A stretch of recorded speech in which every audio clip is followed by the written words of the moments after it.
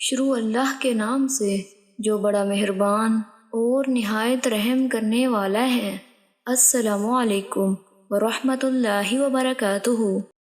زبیدی نے زہری سے روایت کی، انہوں نے کہا مجھے سعید بن مسیب نے حضرت ابو ہریرہ رضی اللہ تعالیٰ عنہ سے خبر دی کہ وہ کہا کرتے تھے رسول اللہ صلی اللہ علیہ وآلہ وسلم نے فرمایا ہر پیدا ہونے والا بچہ فطرت پر پیدا ہوتا ہے، پھر اس کے ماں باپ اس کو یہودی، نصرانی اور مجوسی بنا دیتے ہیں۔ جیسے ایک جانور ماں کامل الاعضاء جانور بچے کو جنم دیتی ہے، کیا تمہیں ان میں کوئی عضو کٹا ہوا جانور نظر آتا ہے؟ پھر حضرت ابو ہریرہ رضی اللہ تعالیٰ عنہ کہتے تھے تم چاہو تو یہ آیت پڑھ لو، فطرت اللہ التی فطر الناس علیہا لا تبدیل لخلق اللہ۔ ترجمہ، یہی اللہ کی فطرت ہے جس پر اس نے لوگوں کی تخلیق فرمائی، اللہ کی تخلیق میں رد و بدل نہیں ہوتا۔